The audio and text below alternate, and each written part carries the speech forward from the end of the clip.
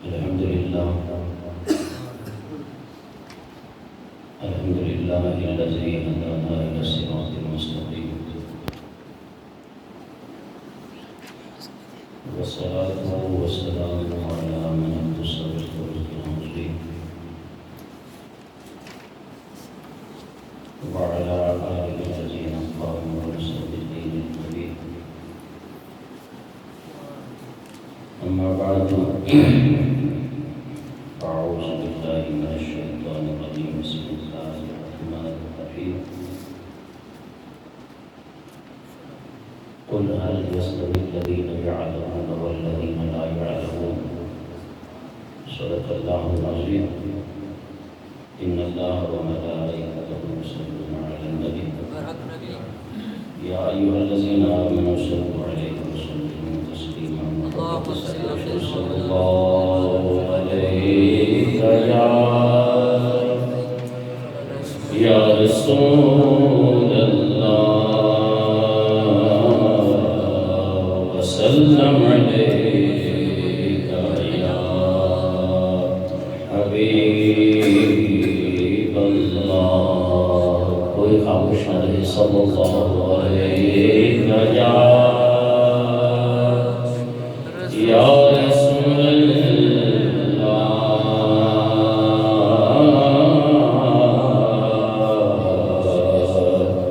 وسلم علیک یا حبیب اللہ. میں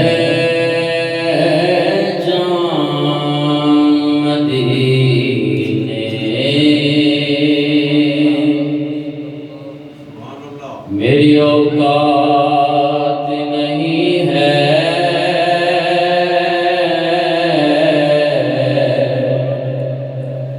سرکار بلا لے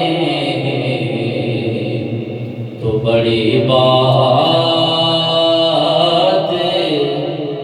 نہیں ہے.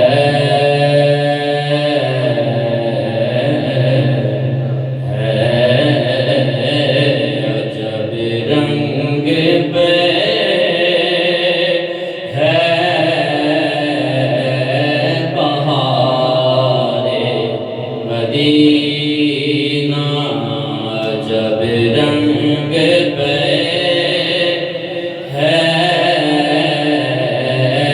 بہار مدینہ کہ سب جنتیں ہیں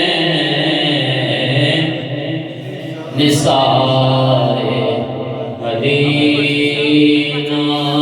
کیا خوب مدینہ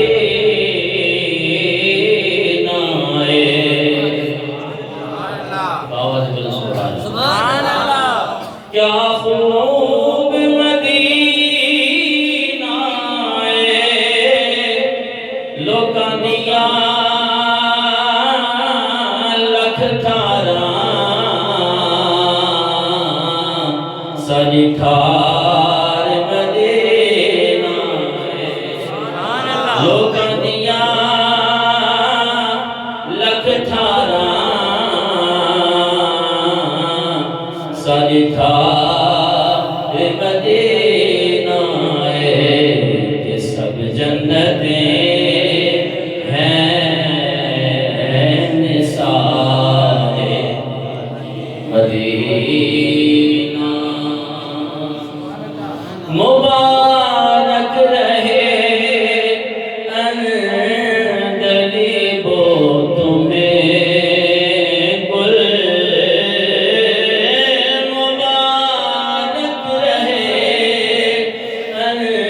اندلیبو تمہیں گل. ہمیں گل سے بہتر ہے خار مدینہ.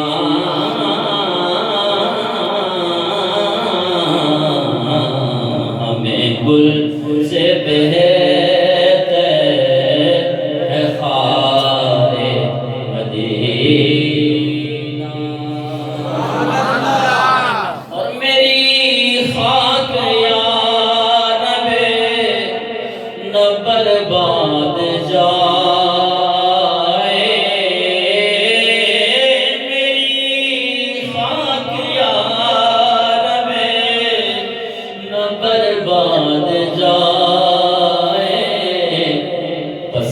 مرگ کر دے غبار مدینہ، بس مرگ کر دے غبار مدینہ، جب رنگ پہ ہے بہار مدینہ۔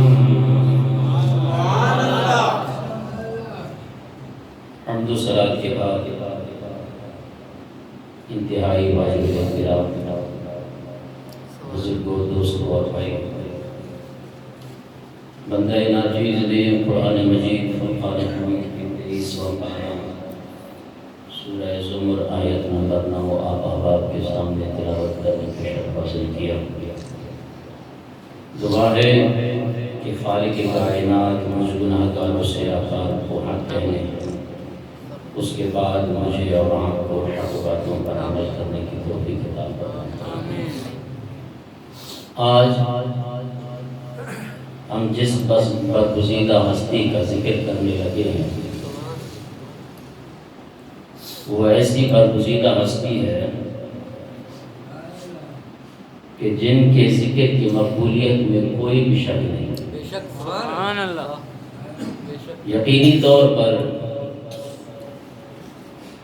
ان کا ذکر ہمارے گناہوں کا کفارہ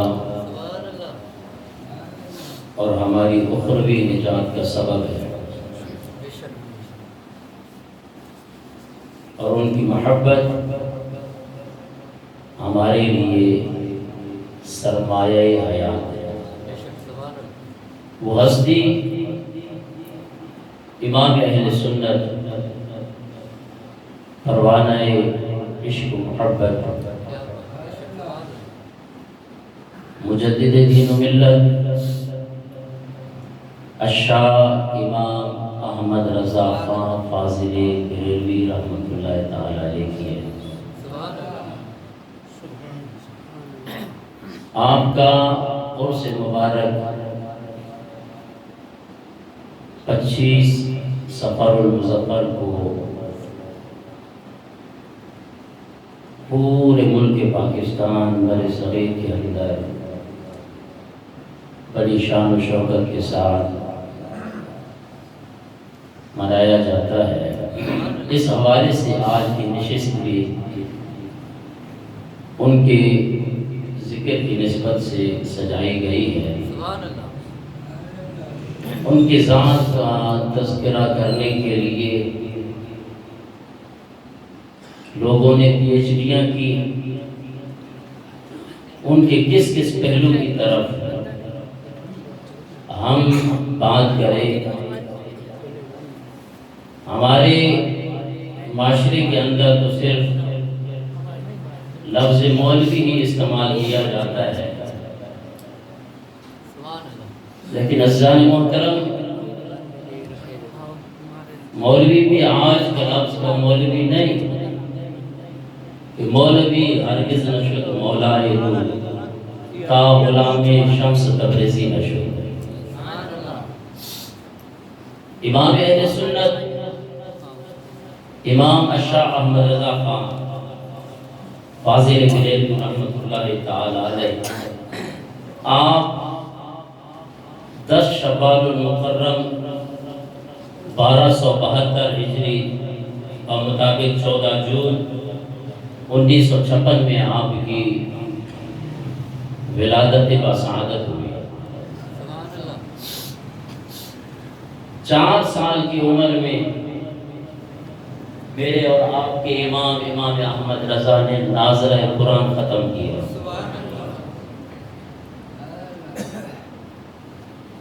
اور 6 سال کی عمر میں امام احمد رضا فاضل بریلوی رحمۃ اللہ تعالی علیہ نے ایک بڑے مجمع کے اندر بڑی فصاحت اور بلاغت کے ساتھ 2 گھنٹے بیان فرمایا۔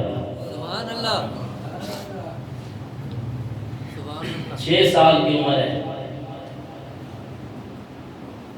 اور اتنے بڑے جمع غفیر کے اندر 2 گھنٹے 6 سال کی عمر کا بچہ، اور اس میں عنوان بھی میلاد مصطفیٰ صلی اللہ علیہ وسلم، اور 8 سال کی عمر میں میرے امام احمد رضا خان فاضل بریلوی رحمۃ اللہ تعالی علیہ نے درسیات کے اوپر جو شروحات لکھی ہے،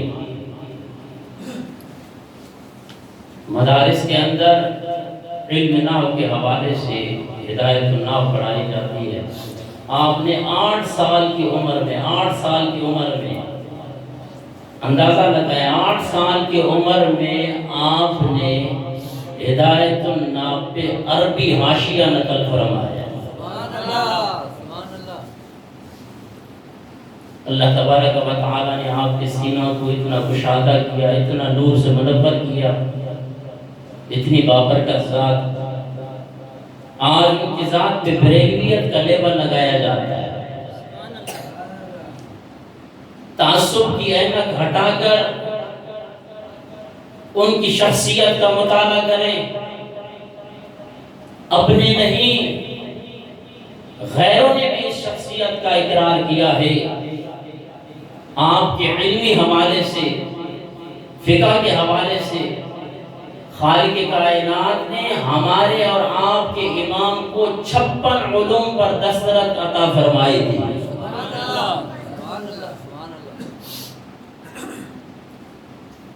اور میں ان کے کس پہلو پہ بات کروں؟ آج آپ کے سامنے صرف چند گزارشات ان کی سیرت پر کرنے لگا ہوں کہ آج ہمارے مسلک کو بریلویت کا نام دیا جاتا ہے۔ لوگ کہتے ہیں کہ جناب بریلویت کا بانی امام احمد رضا ہوا ہے۔ عزیزان محترم، میں نے پہلے کہہ دیا کہ تعصب کی اینک کو ہٹا کر آپ اگر اس شخصیت کا بغور مطالعہ کریں، اگر اس نے قرآن پاک کا ترجمہ نقل فرمایا جسے کنز ایمان کا نام دیا، لوگ آج بھی اس پر پی ایچ ڈیاں کر رہے ہیں، لیکن ان کی شخصیت کو سمجھنا کوئی اتنا آسان بات نہیں ہے۔ اب روزنامہ جنگ لاہور 3 اکتوبر 1990 کا چھپا ہوا یہ اخبار آپ کو نیٹ میں بھی مل سکتا ہے۔ 1990 3 اکتوبر میں جناب والا اس کے اندر ایک کالم چھاپا۔ لکھنے والا کون ہے؟ یہ مسلک اہل سنت و جماعت کا حنفی بریلوی مسلک کا نہیں، بلکہ علماء دیوبند کا مولانا کوثر نیازی صاحب نے پورا کالم لکھا۔ اس کالم کو آپ اول سے لے کر آخر تک پڑھ جائیں، آپ کو پتہ چلے گا کہ اعلیٰ حضرت کی شخصیت کون سی گزری ہے۔ ہمارے لوگوں نے جناب والا اپنے لوگوں نے اعلیٰ حضرت کی شخصیت کو اتنا نہیں پہچانا کہ جتنا غیروں نے اعلیٰ حضرت کی شخصیت کو پہچانا ہے۔ آج اعلیٰ حضرت ہم جو کہتے ہیں، اس کی ابتدا میں دیکھیں مولانا کوثر نیازی لکھتے ہیں کہ جس طرح کے حضرت کا لفظ کوئی بھی کہے تو ذہنوں کے اندر یہ بات آ جاتی ہے کہ اس شخصیت سے مراد حضرت محمد مصطفیٰ صلی اللہ علیہ وسلم کی ذات مبارکہ ہے۔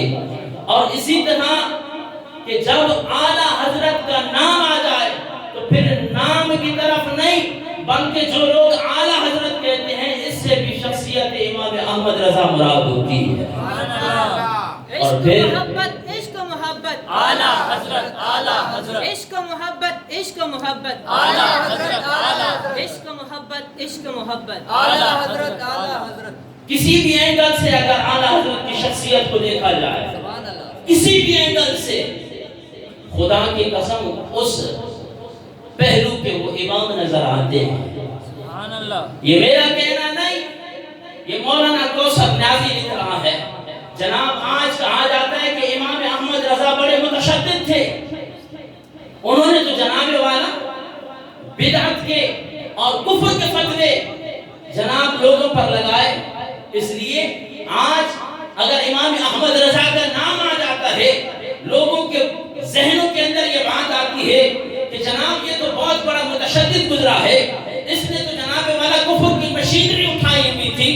اور جناب کوئی بھی کتاب پڑھ کر امام احمد رضا نے فلاں پر کفر کا فتویٰ لگا دیا ہے۔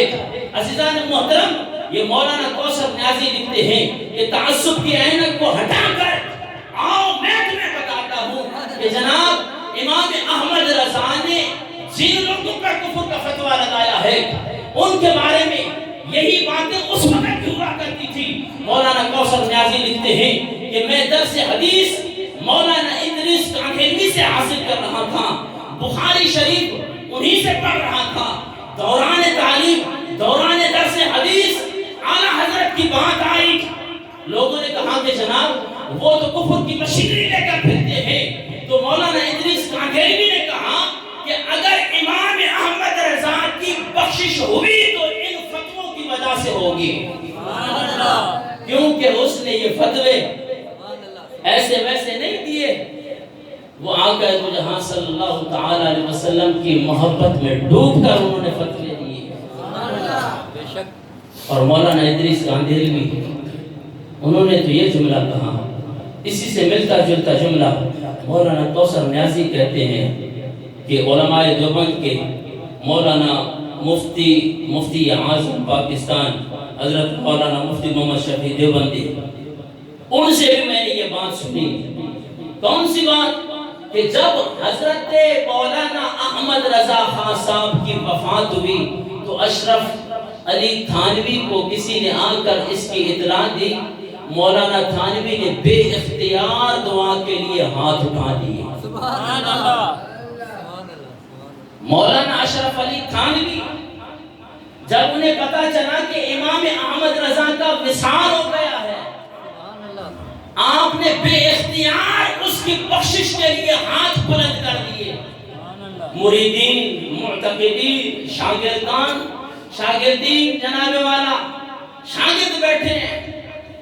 استاد محترم وہ تو اپنی زندگی کے اندر آپ پہ کفر کا فتویٰ لگاتا رہا۔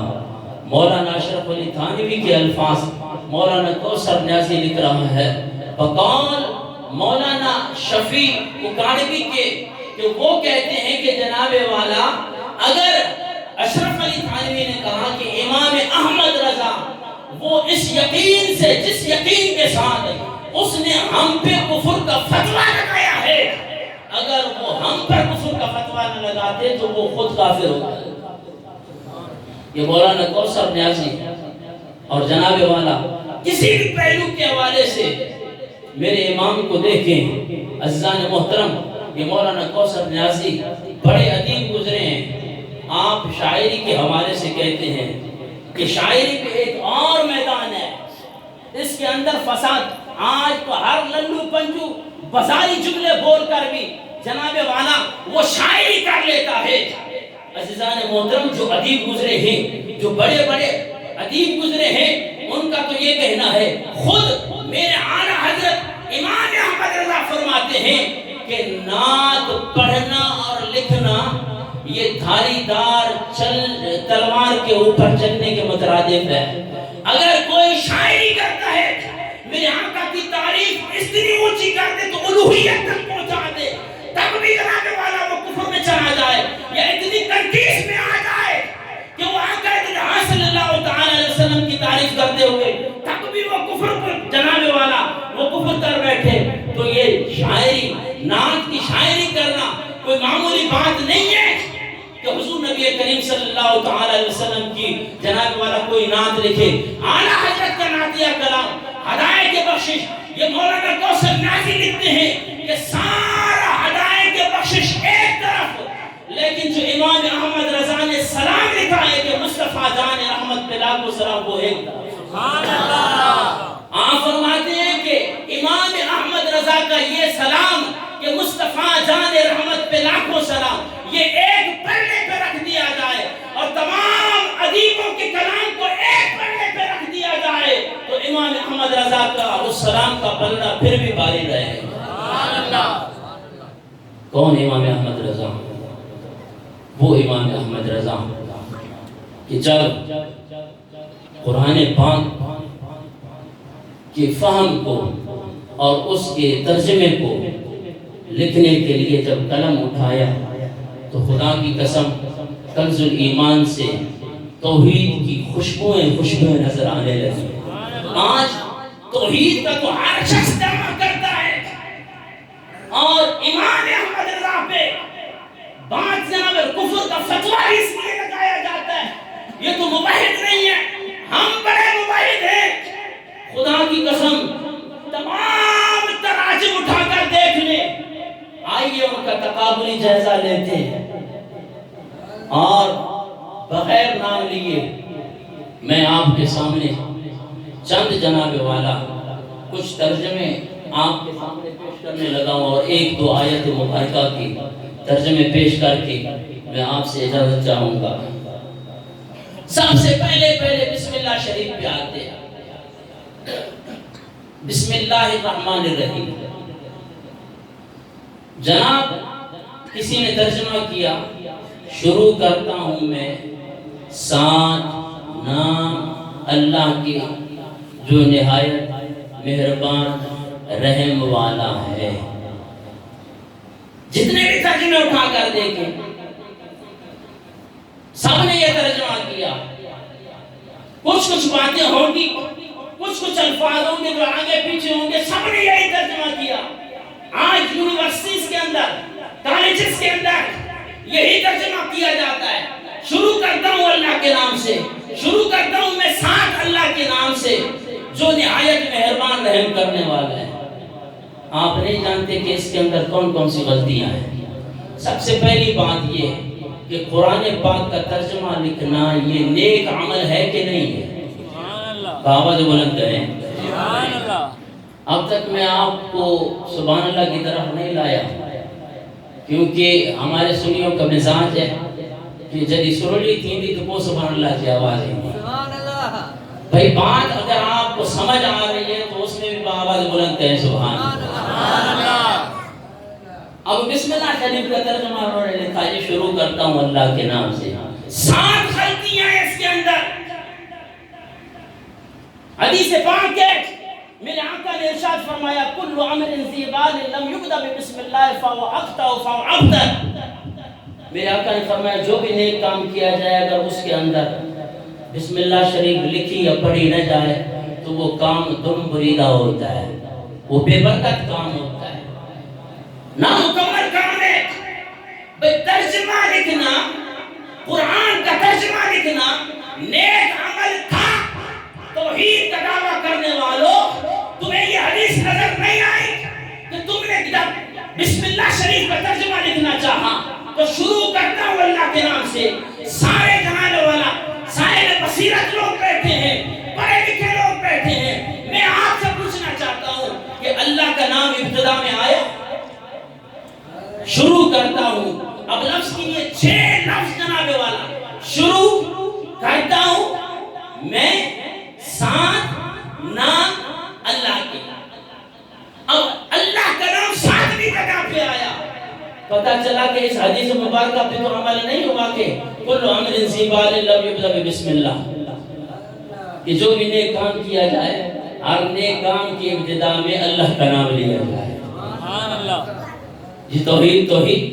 اور جب یہاں پہ پہلی غلطی تو یہ، دوسری غلطی جناب شروع کرتا ہوں میں۔ آپ مجھے بتائیں یہ ترجمہ جامع اور معنی ہے؟ اگر لیڈیز ترجمہ کرنا چاہے وہ پھر کس طرح ترجمہ کرے گی؟ اس کو تو کرنا چاہیے کہ میں شروع کرتی ہوں۔ آپ نے قرآن کا ترجمہ لکھتے ہوئے جناب والا بسم اللہ شریف کا ترجمہ لکھتے ہوئے کہہ دیا کہ شروع کرتا ہوں اللہ، یہ تو پھر خاص ہوا مردوں کے لیے۔ لیڈیز کہاں گئی؟ ان میں مسلمان نہیں ہے۔ ترجمہ ایسا جامع اور معنی کرو کہ ہر ایک فرد کو شامل ہو۔ جب میرے امام کی باری آئی نا تو آپ نے ترجمہ کیا کہ اللہ کے نام سے شروع، یہ نہیں کہ شروع کرتا ہوں۔ پہلی بات تو یہ کہ جناب جتنے بھی تراجم اٹھا کر دیکھیں انہوں نے لفظ اللہ کو شروع میں نہیں لایا۔ آج ہماری نئی جنریشن کو جناب والا کون سی تعلیم دی جا رہی ہے، ان کو کون سا عقیدہ بتایا جا رہا ہے؟ توحید کی رٹ لگا کر ان کے عقیدوں کو خراب کیا جا رہا ہے۔ خدا کی قسم جتنا کام توحید پہ بریلویت کے مسلک نے کیا ہے، کسی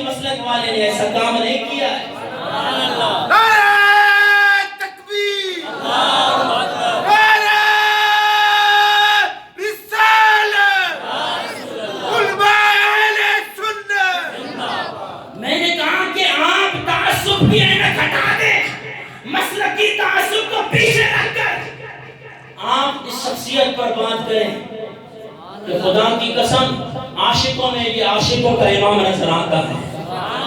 جناب فقہ اندر اگر فقہ کے اندر دیکھیں تو فقہ کا امام نظر آتا ہے.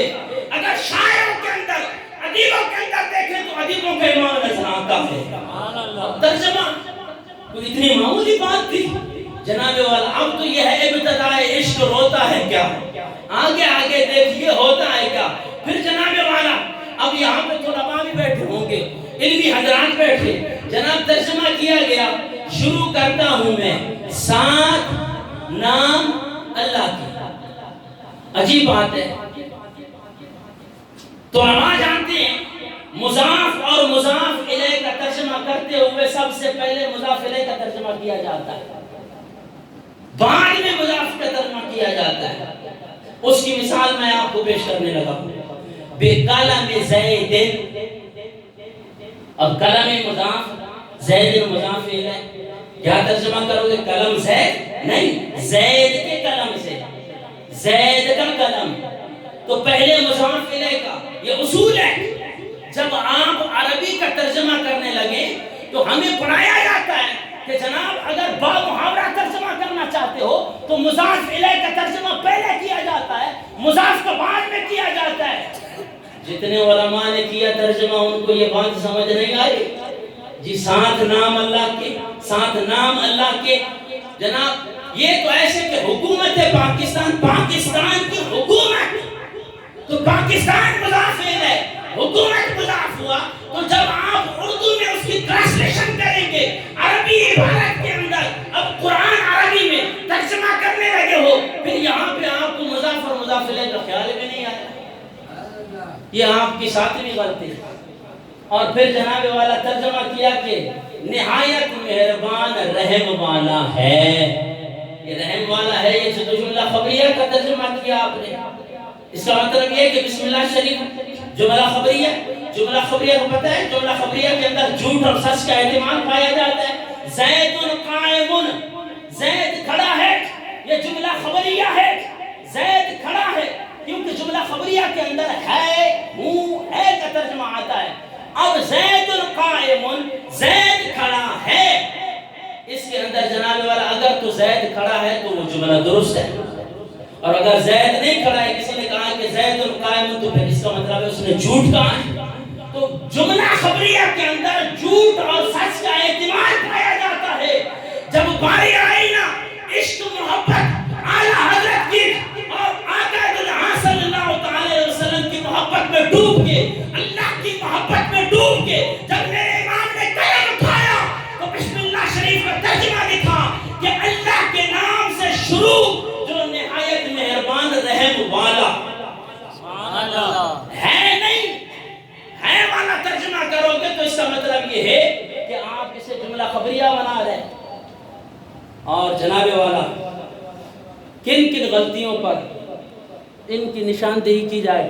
اب تو ہی تو ان کی یہاں سے سمجھ آ گئی آپ کو کہ اگر ترجمہ کر رہے ہو تو سب سے پہلے اللہ کا نام آنا چاہیے.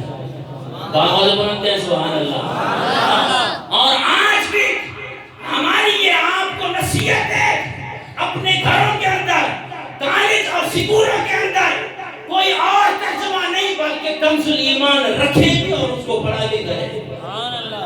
اس سے آپ کو اللہ کی بھی محبت نظر آئے گی اور آقا جہاں صلی اللہ علیہ وسلم کی محبت بھی نظر آئے گی. توحید کا نام. آئیے آخری بات کر کے میں آپ سے اجازت چاہتا ہوں.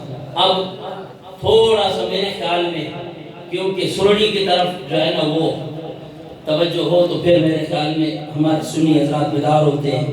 اب یہ ایک آیت مبارکہ, یہ تو بسم اللہ شریف پہ, آئیے ایک آیت مبارکہ ہے جس کے میں مختلف ترجمے آپ کے سامنے پیش کرنے لگا ہوں. پہلا پارہ سورہ بقرہ آیت نمبر 15 پڑھنے لگا. آواز بلند کیجئے سبحان اللہ. آواز بلند سبحان اللہ. سبحان اللہ. نعرہ تکبیر, اللہ اکبر. نعرہ رسالت, یا رسول اللہ, نعرہ رسالت, یا رسول اللہ. اللہ یستہزئ بہم ویمدہم فی طغیانہم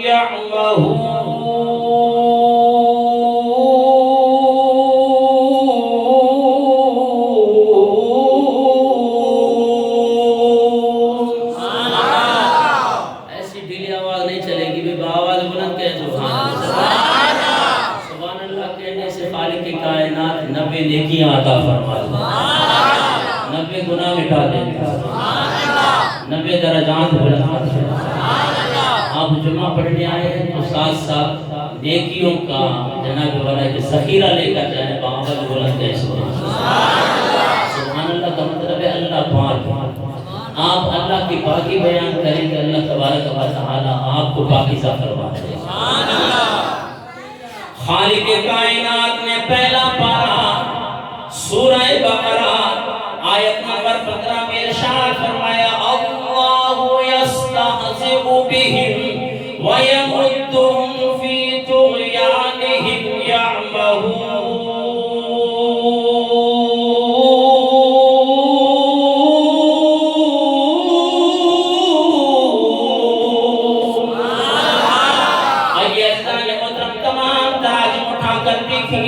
جناب والا کسی نے یہ ترجمہ کیا اللہ یستہزئ بہم کہ خالق کائنات ٹھٹھا کرتا ہے، کسی نے یہ ترجمہ کیا کہ خالق کائنات جناب والا مخول کرتا ہے، کسی نے کہا کہ خالق کائنات اللہ اکبر کبیرہ دل لگی کرتا ہے، جناب والا کسی نے یہ ترجمہ کیا کہ خالق کائنات جناب والا ٹھٹھا کرتا ہے، کسی نے یہ ترجمہ کیا کہ اللہ ہنسی کرتا ہے، اللہ یستہزئ بہم ویمدہم فی طغیانہم یعمہون۔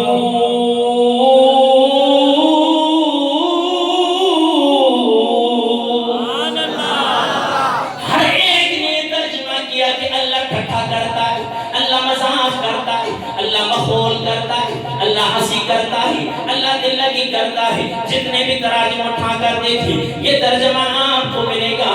عزیزان محترم میں آپ سے پوچھنے لگا ہوں اور قرآن سے پوچھتے ہیں کیا یہ ترجمہ کرنا اللہ تبارک و تعالی کی شان کے لائق ہے کہ کوئی شخص کہے کہ اللہ مزاح کرتا ہے، اللہ ٹھٹھا کرتا ہے، اللہ ہنسی کرتا ہے، اللہ دل لگی کرتا ہے، اللہ مخول کرتا ہے۔ اللہ یستہزئ کا ترجمہ کرتے ہوئے جناب والا تمام مترجمین نے یہی ترجمے کیے، یہ اللہ تبارک و تعالی کی شان کے لائق نہیں ہے، یہ اللہ کی شان کے لائق ہے۔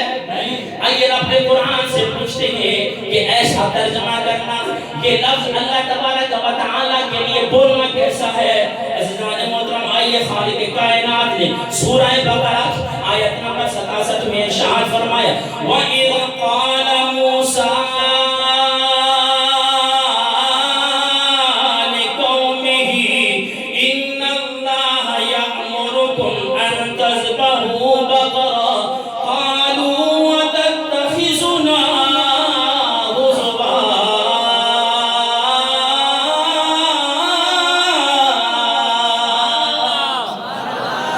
بنی اسرائیل کے اندر اللہ اکبر میرا عامل شخص نبی بہت بڑا مالدار تھا۔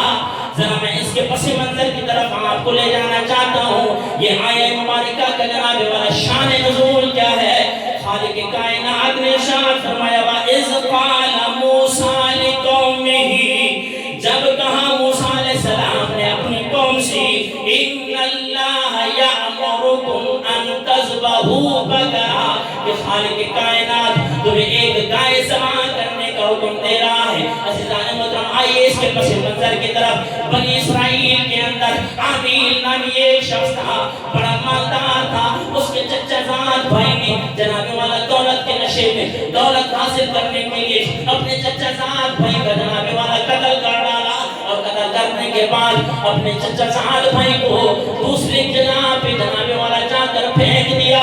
اور اللہ اکبر کبیرہ چند دنوں کے بعد یا کچھ وقت گزرنے کے بعد یہ جناب والا حضرت موسیٰ علیہ السلام کی بارگاہ میں حاضر ہو جاتے ہیں کہ ہم اپنے چچا زاد بھائی کے خون کا قصاص لینا چاہتے ہیں۔ کس نے جناب والا اس کا قتل کیا؟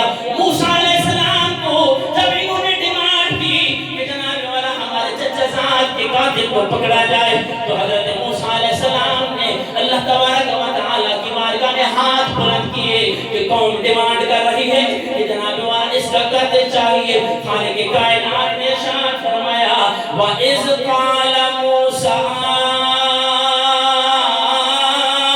لِقَوْمِهِ إِنَّ اللَّهَ يَأْمُرُكُمْ أَن تَذْبَحُوا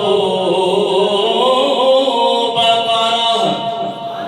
خالق کائنات نے فرمایا اگر قوم یہ ڈیمانڈ کر رہی ہے کہ قاتل ظاہر ہو جائے، اے موسیٰ ان کو حکم دو کہ ایک گائے کو ذبح کریں.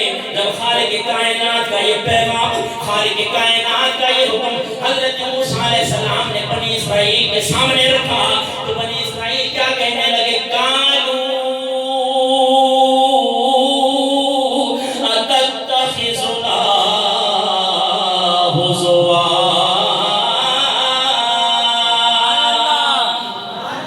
اے موسیٰ علیہ السلام کیا تو ہم سے مذاق کرنے لگا؟ یہ ہوزما کے لفظ پہ آ گیا. یہ ہوزما جناب والا یہ لازم کے باب سے ہے جناب والا، یہ ثلاثی مجرد کے باب سے ہے، اور یستعذر ہو وہ ثلاثی مزید فی کے باب سے مادہ ایک ہے. اب جناب والا خالق کائنات نے جب یہ بات دی، یہ حکم دیا کہ ایک گائے کو ذبح کرو، گائے کو جب ذبح کرو گے گائے کے ذبح کیے ہوئے کا کوئی بھی ٹکڑا اس مردے کے اوپر لگا دو تو میں اسے زندہ کر دوں گا. اور وہ مردہ خود بتائے گا کہ مجھے قتل کس نے کیا ہے. جناب والا یہ قصہ بڑا طویل ہے. اب حضرت موسیٰ علیہ السلام نے جب اپنی قوم کو یہ کہا کہ خالق کائنات نے حکم دیا ہے کہ گائے کو ذبح کیا جائے، جب یہ بات حضرت موسیٰ علیہ السلام نے اپنی قوم کے سامنے رکھی، قَالُوا أَتَتَّخِذُنَا هُزُوًا.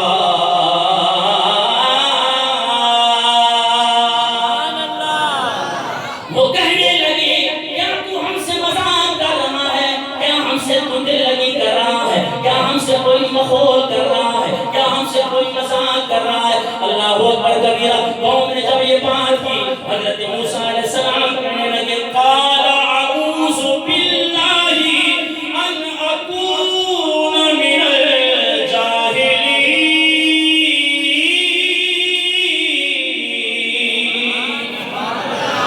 آواز بلند کے سبحان اللہ. کتنا بڑا جمع غفیر ہے یار. آواز بلند سبحان اللہ. سبحان اللہ. میری تعریف نہیں کر رہے ہو، رب کی پاکیز کی بیان کر رہے ہو. تو خالق کائنات نے جب یہ حکم دیا تو موسیٰ علیہ السلام نے جب یہ بات سنی کہ جناب والا کون کہہ رہی ہے کیا تو ہم سے مذاق کر رہا ہے؟ کیا تو ہم سے دل لگی کر رہا ہے؟ کیا جناب والا تو ہم سے مخول کر رہا ہے؟ تو حضرت موسیٰ علیہ السلام فرمانے لگے قَالَ أَعُوذُ بِاللَّهِ. میں اللہ کی پناہ مانگتا ہوں مذاق کرنے سے، میں اللہ کی پناہ مانگتا ہوں مخول کرنے سے، میں اللہ کی پناہ مانگتا ہوں دل لگی کرنے سے، میں اللہ کی پناہ مانگتا ہوں مخول جناب والا مذاق کرنے سے. کیونکہ یہ مذاق کرنا، یہ مخول کرنا، یہ ہنسی کرنا ان اکون من الجاہلین.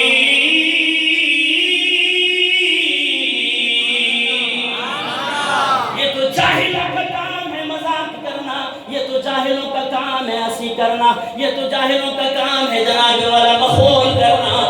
میں تو اس سے پاک ہوں، میں تو اس سے معصوم ہوں.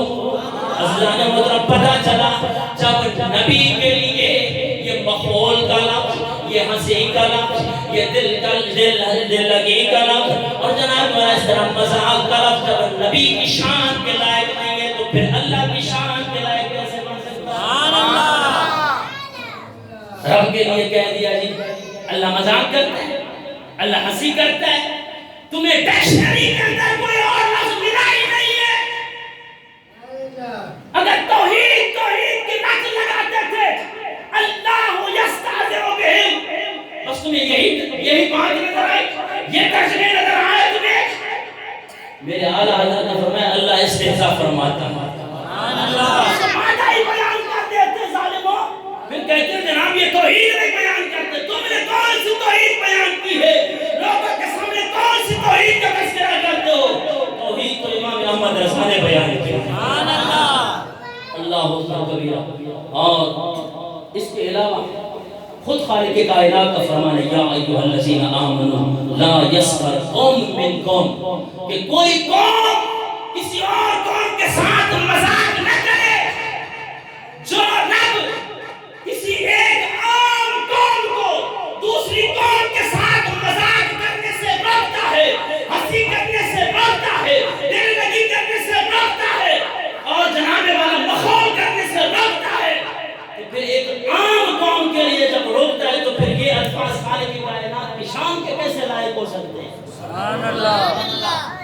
عزیزان محترم، یہ میرے امام نے یہاں پہ ترجمہ کیا کہ اللہ تبارک و تعالیٰ اپنی شان کے مطابق استہزاء فرماتا ہے۔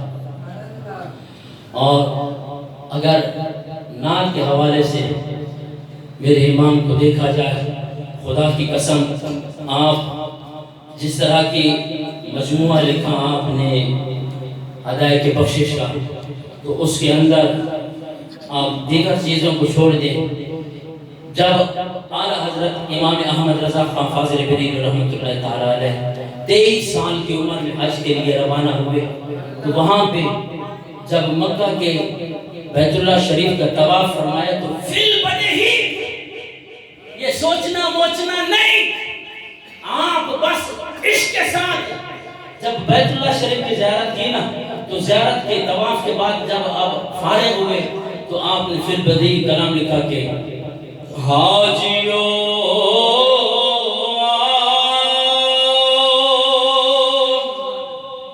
شہنشاہ کا روضہ دیکھو، حاجیو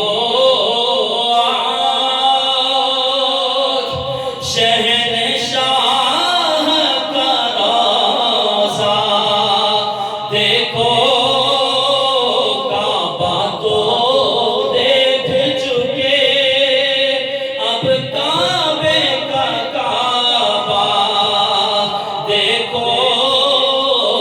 آب زمزم جب پیا نا تو آب زمزم تو پیا، خوبی بجائی پیاسے،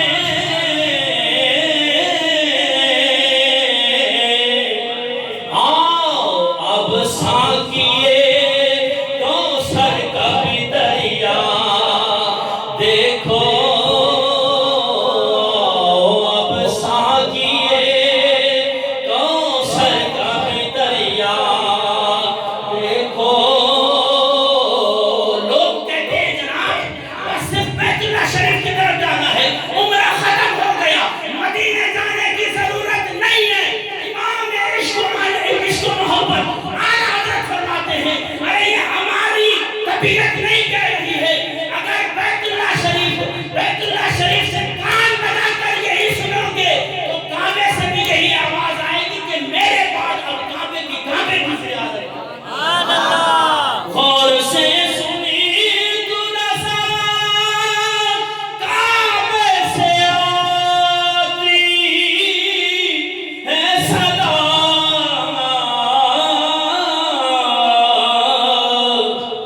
میری آنکھوں سے میرے پیارے کا روضہ دیکھو، حاجیو آؤ شہنشاہ کا روضہ دیکھو۔ دعا ہے کہ خالق کائنات ہمیں حضور نبی کریم صلی اللہ علیہ وسلم کے ولیوں سے سچی محبت نصیب فرمائے۔ وما علیہ